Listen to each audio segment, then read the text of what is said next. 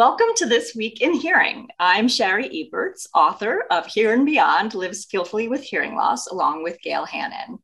And I will be your host for this episode. Today, we have a terrific guest and one I'm very excited to talk to, Meaghan Thomas.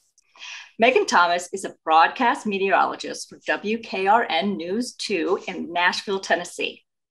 One day, she posted a picture of her hearing aids on Instagram and a movement was born. Meaghan is now a passionate advocate for people with hearing loss. She's an official ambassador of Signia Hearing Aids and has also created a nonprofit, the Heart of Hearing, to raise funding for young professionals who cannot afford hearing aids, and also to help reduce the stigma associated with wearing hearing aids. Meaghan is also the author of the children's book, also called Heart of Hearing, an animated and entertaining story that encourages children to wear their hearing aids. And a portion of the proceeds goes directly to her nonprofit. And you can learn more about that at theheartofhearing.org. So thank you, Meaghan, for being here to talk about your hearing loss journey and to share what you have learned with our community. And so I thought we'd start off with your hearing loss journey. I mean, every person with hearing loss has a story. So if you could please tell me a little bit about your background with hearing loss, how it started, and how your journey has gone so far.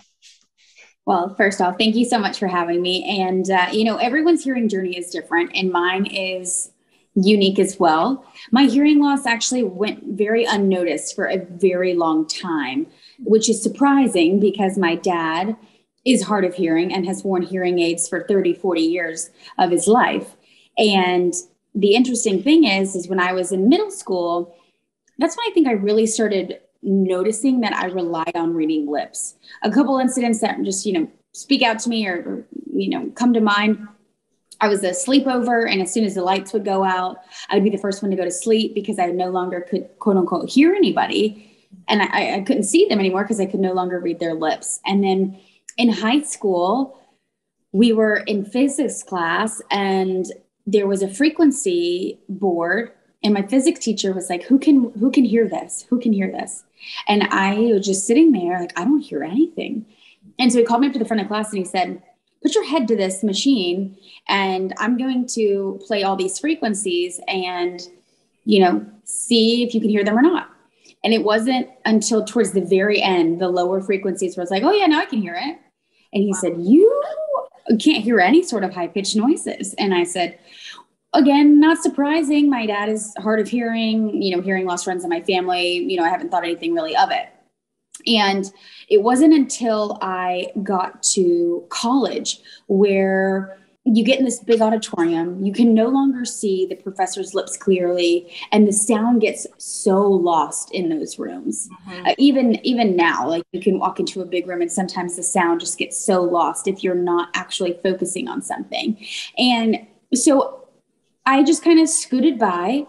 I honestly think that's why I didn't do well in a couple classes, because one of the professors didn't believe in notes or visual notes. She only wanted to talk. And so I was missing everything she was saying. Didn't matter if I was sitting in the front or not. I would miss, if I looked down, I can no longer read her lips to write my notes. And so, that was a struggle. And I feel like I had no idea that there were note takers. That wasn't something that was brought to my attention at all in school. And I think that probably would have absolutely helped my college career. And the same thing in grad school. Finally, I spoke up in grad school and told my teachers like, hey, I don't hear very well. And I would really love it if you would let me record the classes so I can go back and listen to it on my own and put my earphones in and listen to it closer and turn it up loud. And they had no problem with that. That was super easy to do. And then fast forward to my first job, we were getting our ear molds made for the news. And that's what you listen to, the director, the producer, they count you down, count you into the shows. So it's really necessary. And it was actually at an audiologist's office, and they put the goo in your ear as if you were making a hearing aid mold. Mm-hmm. And they make the mold out of your ear. And my coworker, when they pulled it out, it was like 10, 15 minutes before it dried. He said, Meaghan, I've been trying to talk to you the whole time. And I turned around and I was like, oh, I told you I don't hear very well. And that's why I said, put it in my right ear, because it's quote unquote my better one. And he said, okay. And then the audiologist chimed in and said, hey, why don't you come back and get your ears tested? And I said, I don't have the money for that right now. I was a young 23-year-old who was just out of grad school, who was living paycheck to paycheck, and I just couldn't do it. And he was like, it's okay. We will take care of it. I just really am interested to see what your hearing is. I said, okay. So I went. Come to find out, I have profound hearing loss in my left ear and severe in my right. And I went and told my parents this, and we kind of connected the dots over the past years. My mom has always talked so loud. She is always, my parents have been married almost 45 years. And so for those 30, 40 years being with my dad at the time, she's always talked loud. So I always heard her. And we had earphones that we put on to listen to the TV, because my dad was so hard of hearing. It was the only way he could listen to the TV. That and closed captioning. So between closed captioning and the earphones and my mom talking loud, my home was already, meant for somebody who was hard of hearing. So everything at home was just kind of run of the mill. And so when I started to become an adult and was kind of on my own and had my own things, I was bringing it up to my parents, and they couldn't afford a pair of hearing aids. So, because they've been paying for my dad's all these years too.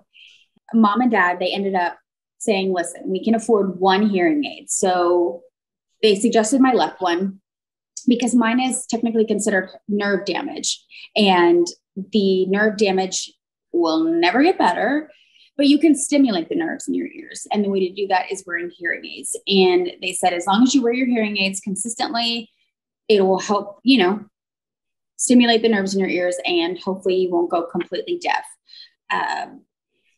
So I wore the first one on my left ear, and I didn't like it. It almost sounded at the time so airy, and it was so different. I had not heard any of these sounds before in my life. I never heard the cicadas or crickets. I didn't hear the air conditioning turn on. I didn't hear the squeaky buggies at the grocery store. I didn't hear the blinker in the car. I thought it was just a light.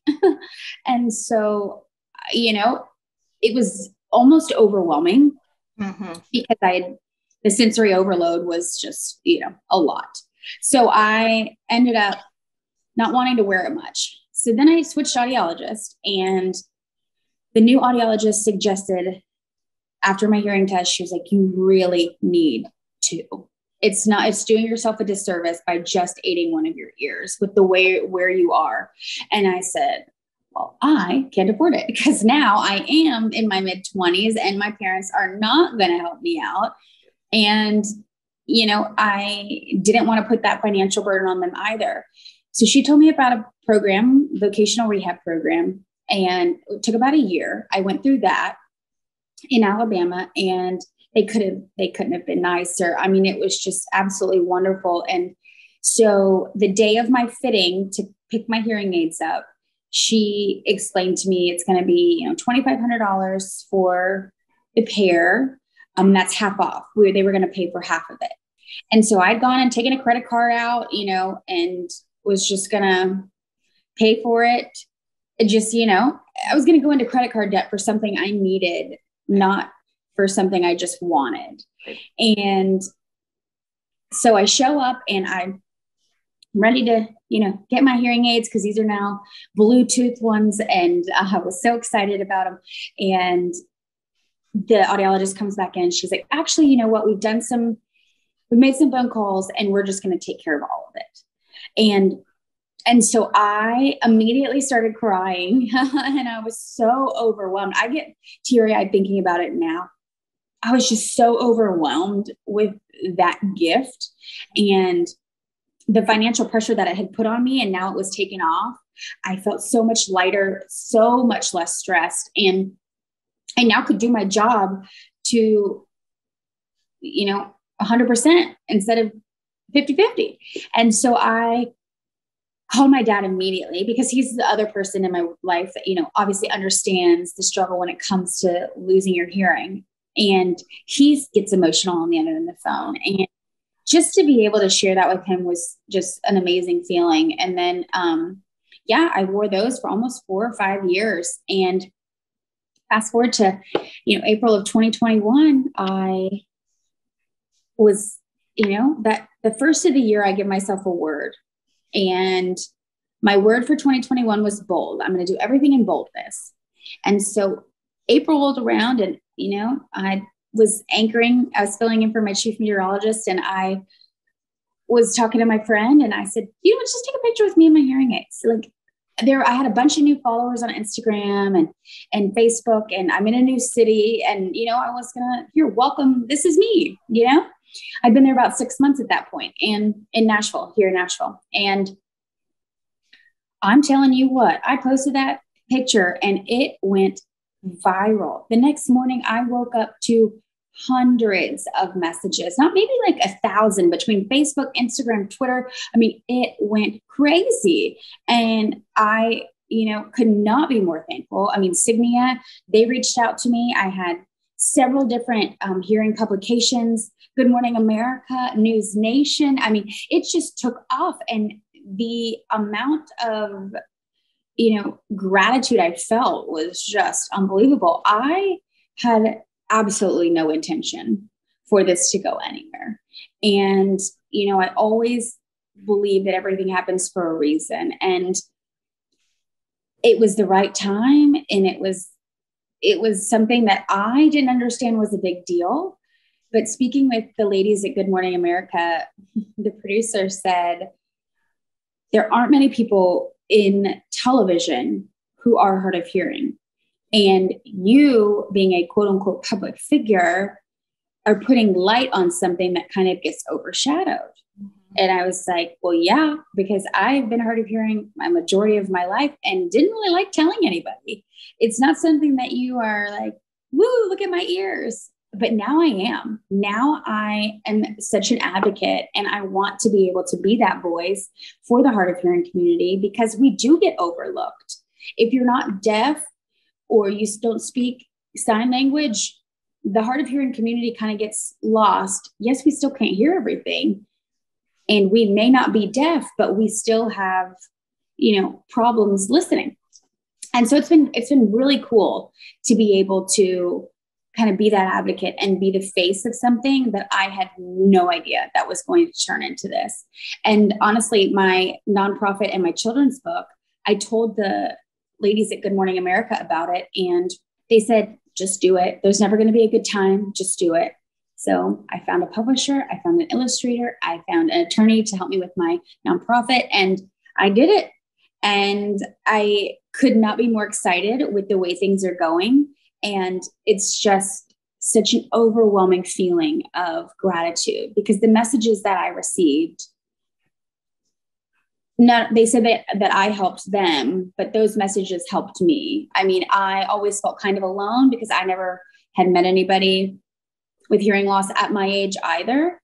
And so to be able to see all these people, whether they were younger than me or some of them were my age, it just felt so, so great. And I can't wait with my nonprofit to bless somebody else the way that I felt blessed when I got my first full pair of hearing aids completely paid for. Mm-hmm. Well, that must have been incredible, because not many people have that experience. I know a lot of people who have really struggled and scrimped and saved. And like you said, went into debt in order to get this device that they need in order to communicate and stay connected. It doesn't seem right. Yeah, I don't know why they decided to do that. I don't know what, Dr. Carey, why she just said, yeah, this is what we're going to do. But I am more than happy to, do that for somebody else too. Pay it forward. That's wonderful. Well, your story is a little bit similar to mine, actually. My father had hearing loss as well, and he was very, very stigmatized by it. It sounds like your father wasn't as stigmatized. Maybe it was just sort of a normal thing. So I grew up, and when I first noticed my hearing loss in my mid-20s, I was incredibly stigmatized by it. So I'm curious if you felt that stigma, or sort of how did you cope with that as you were becoming more public about your hearing loss? Well, it's funny, and I say this to my dad all the time. I'm so grateful for him because he has been in the corporate world. He's 72 and just retired last year. I mean, he's worked his entire life in the corporate world, and it never slowed him down. He did want to join the military back in the day, and I know they wouldn't let him in because he couldn't hear well. So that kind of bummed him out. But I mean, his life worked out just fine. And for me, I say this again, I had no idea and did not understand why this was such a big deal, because I did have my dad to look up to, and I did have somebody who kind of paved the way for me. And that's why I just hope I can be that for somebody else. I've never felt really a stigma with it. If anything, I didn't tell anybody about it. I just kind of hid it and dealt with it on my own. Of course, my close friends knew, and they have always known to sit on my right side or tap my shoulder to get my attention because I wasn't afraid to tell them. But the general public, this one time, it was my first couple of weeks at my station in Birmingham where I first started work. And I was really young. And at the time I didn't have hearing aids. And the morning anchor, I was filling in for the morning meteorologist, and the morning anchor, she looks over at me and she says, "You're really sweet. I really have enjoyed talking to you." And I said, "Great. Did you not think that before?" And she said, "Well, we were at this event together." And she said, "We were at this event and I was talking to you and you never turned around and you walked away." And I said, "Oh my gosh, that's because I said, I'm hard of hearing and I can't hear well at all. And I'm so sorry I didn't hear you." And she said, oh my gosh, her whole demeanor changed. She was so embarrassed. She said, "I'm going to have to go back and tell a lot of people this because I told them that you were just rude." And, Wow. And I said, "Oh my gosh, that is not the case at all. Like at all." I said, I did not hear you. And ever since then, now she's one of my closest friends. And, at that time she had no idea. And I think that unfortunately is how things went through the pandemic. I mean, I read lips still, even with my hearing aids. And, I had to be like, "Hey, I'm hard of hearing. Can you please just look this down for 2 seconds? I will step away from you." I still rely on that quite heavily. I mean, even though my hearing aids are so wonderful and they pick up things that I wouldn't have noticed, I think because I've used lip reading as such a crutch for so long, I feel weird not using it or doing it. And so I still rely on it a lot. Right. Well, it just comes naturally to you. It's just part of how you communicate. Mm-hmm. So I was hoping you could talk a little bit about your hearing loss and the impact on your career, and any advice you might have for other young people who have hearing loss and they're trying to navigate their career as well. I would say get your ears checked sooner than later. And if you're just getting into your career field and your hearing is important, you need to protect it. If you work in a loud environment, make sure to wear your earplugs. Don't listen to your earbuds all the way up. I would absolutely go get your audiologist appointment as soon as possible. And if you are getting into the corporate world and chasing this dream that you have, don't let your hearing stop you. Don't let your ears get the best of you. There are things and ways around it. I mean, closed captioning, hearing aids, and yes, those options can be expensive, but there are different programs like my nonprofit and other nonprofits out there that can help you and are willing and wanting to help you. That's wonderful advice. Do you feel like your hearing loss has impacted your career at all? I mean, maybe now positively, right? Because you have had this opportunity to not only have your first career, but have this other sort of opportunity in advocacy. But until then, is it something you struggled with in your career or not really? Well, it just depends. So my very first part-time job as a broadcast meteorologist, we didn't have the piece in your ear that we can hear other people with. So I was missing a lot of things. And then even when we do wear my IFB, if they take the mic off, what feeds back into my ear, because I'm on the other side of the studio, I will not be able to hear them. And I have now become okay with saying, hey guys, I didn't hear that, but I'm going to go with it. And I think the hardest part is when someone tells a joke and everyone laughs and you're like, wait, what was just said? And I know everybody who's hard of hearing can absolutely relate to that. The amount of jokes I've missed in my life, probably thousands, because I didn't hear it or I didn't hear the punchline. But at work, surprisingly, my coworkers and my bosses have all been very understanding. At my very first job in Birmingham, my first full-time job there, my news director, when I told him I was hard of hearing and all my little story, he said, "Are you sure that insurance doesn't cover this? I'm going to call on your behalf." And I was like, good luck. Okay. And he came back into my office and said, "Meaghan, they told me that this is cosmetic and it's a luxury." And I said, "I told you." I'm very aware. It's really sad that kind of insurance doesn't take care of any of this. And I understand that people are saying, oh, it's going to be available, or over-the-counter hearing aids are available. But I think what people are missing is that those are not going to be hearing aids. Those are basically just amplifiers. And when you have hearing loss, yes, things are turned up nicely, but my audiologist has taken, my hearing aids and made it to where these Signia hearing aids, they can pick up certain words that I would generally miss, or, they can turn up the S's or the T's and make it specific for me. And so I think that, hearing aids are important, not just like the amplifier side, but my news director could not believe that insurance did not cover it. Yeah, it is hard to believe. It's such an important set. There are only 5 of our senses. And, to leave one out like that is kind of crazy, but hopefully things are moving in the right direction there. Mm-hmm. So can you tell me a little bit more about your nonprofit? I know that you are excited to give people sort of that gift of hearing aids and then breaking down the stigma as well. Is there anything else you can tell me about it? Yeah, so our nonprofit, it became official, the Heart of Hearing, December of 2021. So we're still very new.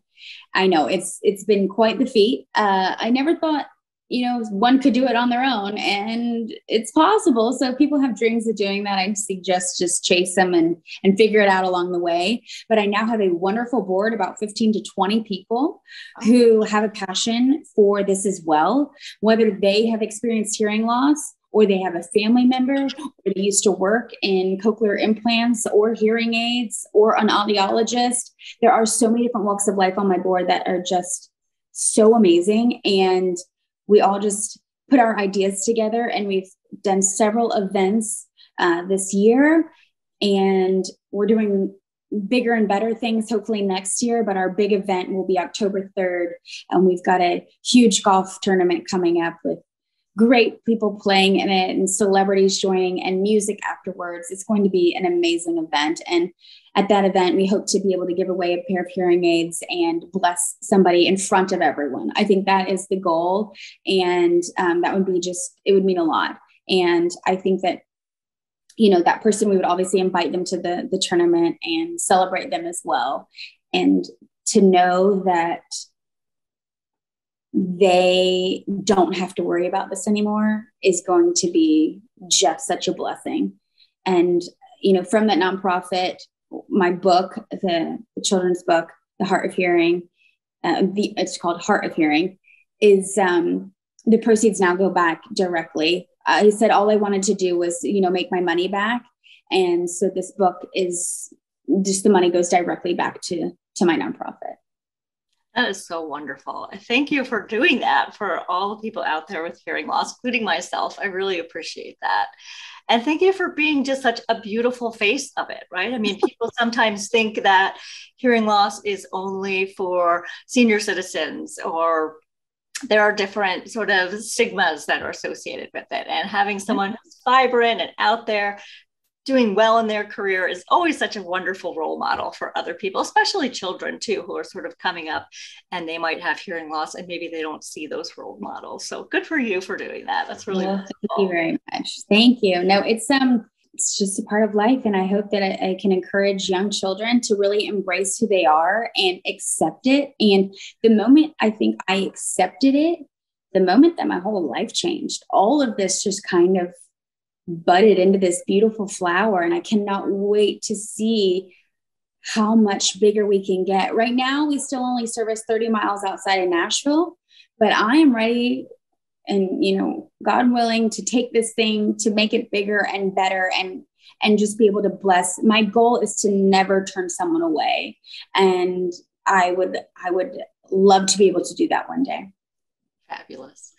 Well, thank you so much for coming on the podcast and sharing your story. And I think it was such a terrific discussion. I learned a lot, and I think it's just always so inspiring to see other advocates who are doing such great work. So thank you so much. And I wish you continued success in your journey and with your nonprofit. And if you want to learn more about the Heart of Hearing, you can visit theheartofhearing.org. So thank you so much, Meaghan. Thank you.